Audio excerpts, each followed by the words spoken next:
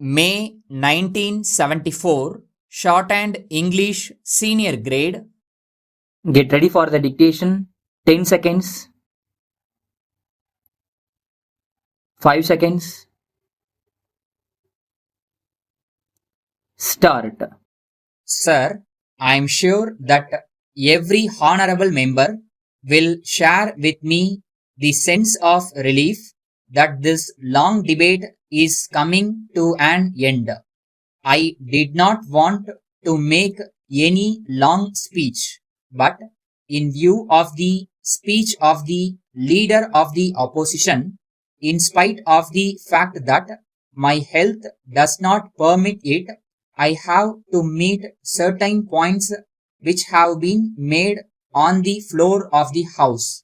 We have been in office now for nearly a year, and the honorable members of this House are entitled to sit in judgment over our achievements and failures. Sir, I have been trained in such a way that I take these criticisms in an objective spirit. I have always welcomed points made against me or against the government. Even though a stab come from my back also, I did not take objection to it. Of course, that honorable member should have thought twice before making that speech. I am not going to deal with it at length, but I want to mention this merely for the purpose of showing that I always welcome criticism. During this period of 1 year, I am not prepared to say, as far as I am concerned, that nobody else could have done better under the circumstances. I am occupying this position, if you will permit me to say so, by mere accident. I am sure that there are so many members here who could have done better, but I can make the claim not only on my behalf but on behalf of my colleagues also that we have tried to do our best in the best interests of the state. Now, the father of the nation had been telling us that the means were also as important as the ends. If we are true followers of the father of the nation, we cannot establish democracy through dictatorship. When we have adopted parliamentary democracy, it is inevitable that we must have some party government. But though this is a party government, it should not be a government for the party. If the government begins to function for the party, it is really not good for the party itself. Now, the debate was mainly concentrated on famine. It is true that we are passing through a very difficult period and the people are really undergoing suffering. The only thing that we have to see is in what way relief can be given to these people. In dealing with this problem of famine, our only desire was to save the people of the state by giving them the necessary relief. In spite of that, allegations have been made that we have discriminated between region and region. But as far as this matter is concerned, our conscience is quite clear.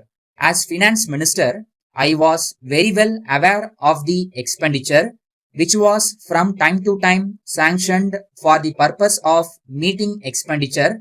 We were in no way concerned with the question whether the area was in the south or in the north or in the middle. The only thing we were concerned with was where the distress was more and where greater relief was needed.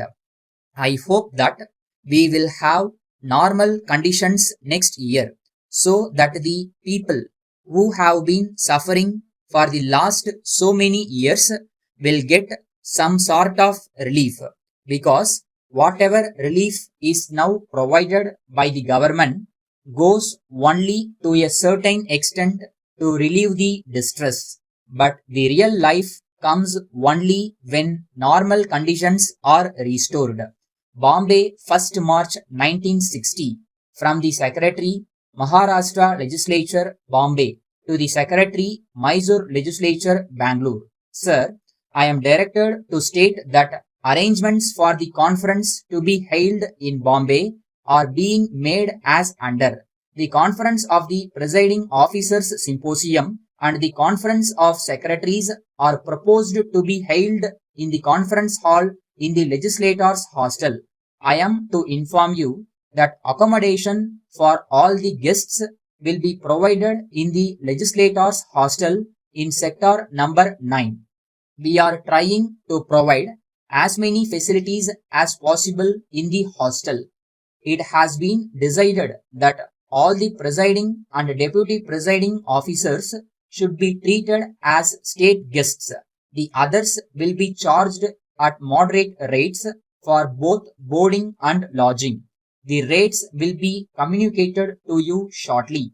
As sufficient number of government cars are not available, it is regretted that it will not be possible to provide separate cars for the deputy presiding officers.